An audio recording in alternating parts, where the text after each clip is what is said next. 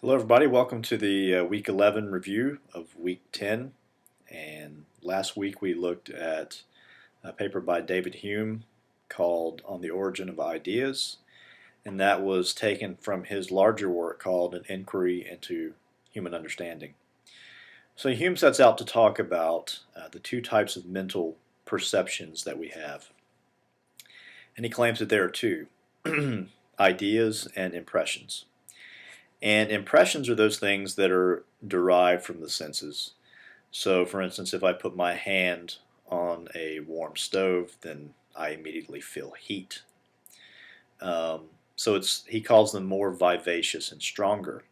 And he says, if you think about it, you can clearly see a difference between putting your hand on a stove and feeling that heat and getting that initial impression, and then, 30 minutes later or an hour later, trying to recall in your mind what it felt like to put your hand on the stove. I mean, even at that point, it's still going to be pretty strong in your mind, but not as strong as that initial moment when you put your hand on the stove.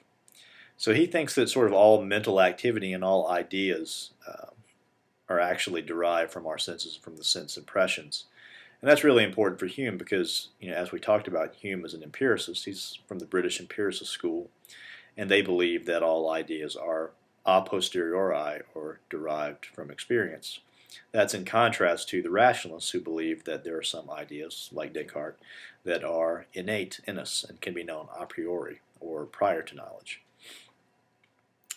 So there's something that Hume is famous for. It's called the copy principle. And basically all that says is that our ideas are just copies of our impressions, at least simple ideas. And Hume also draws a distinction between simple ideas and complex ideas.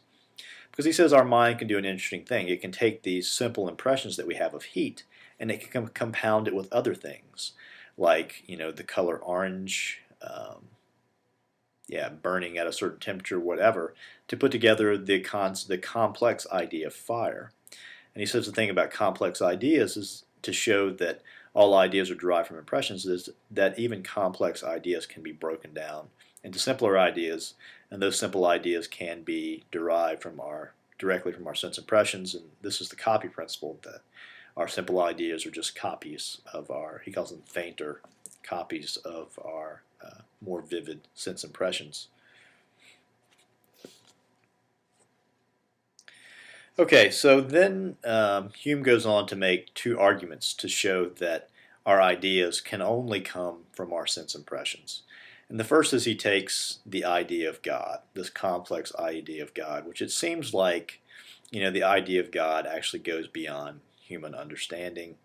But Hume says if you really think about it, you can actually break this complex idea down into simple impressions. So the idea of God, you think about, all that being all powerful and all intelligent and all good and things like that. And you can actually derive those properties from human actions and human capacity. So essentially, all you're doing is taking your impressions in the past of when you've experienced somebody that was really intelligent, somebody that was really generous, somebody that was really smart or really powerful, and you're just putting all those ideas together to form this complex idea of God.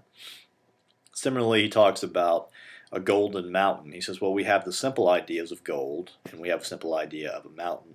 And when we're talking about a golden mountain, even though there's no such thing as a golden mountain that exists, in our imagination, what we actually do is we don't come up with new things in our imagination. We just combine the elements that are already there, and we can combine them in many creative ways, and that's sort of the nature of our creativity. The second argument that Hume gives to show that we can't have ideas outside of our impressions is the person who doesn't have the capacity for a certain sense can't form that idea. So he gives the example of a blind person.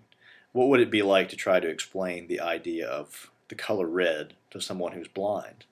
And when you think about it, it seems quite difficult to do. We thought about some potential counter possibilities. Maybe you can explain the color red to somebody by explaining it via temperature.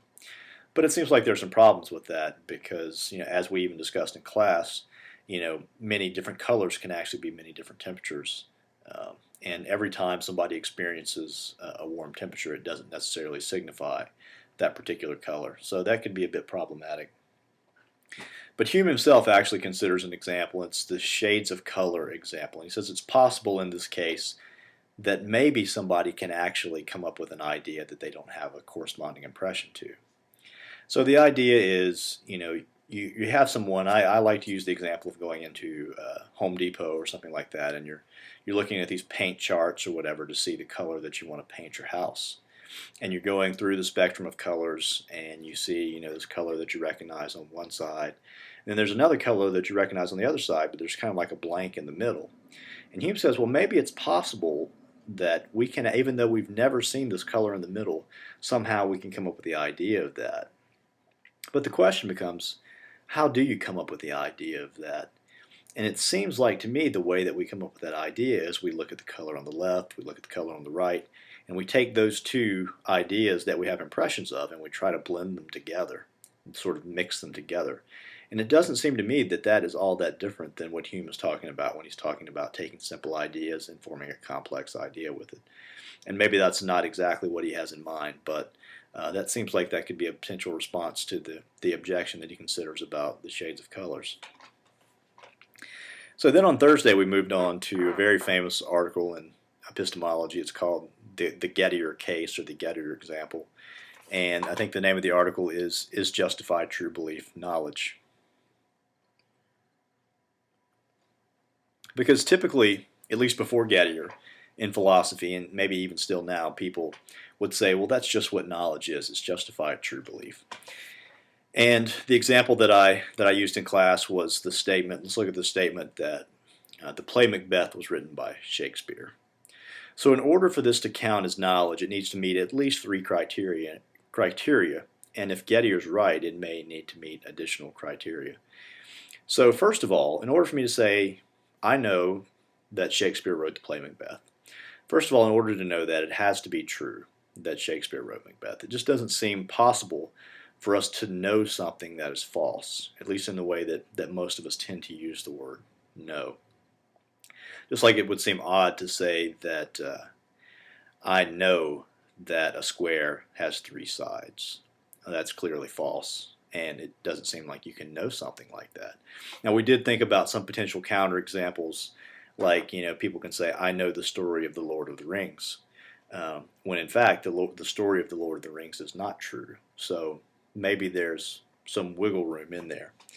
The other thing is that you have to believe it. So in order for me to say, I know that Shakespeare wrote the play Macbeth, it seems like in order for me to say that I know that, then I have to believe that. And then the final thing is that it has to be justified. It can't just be something that happens by accident.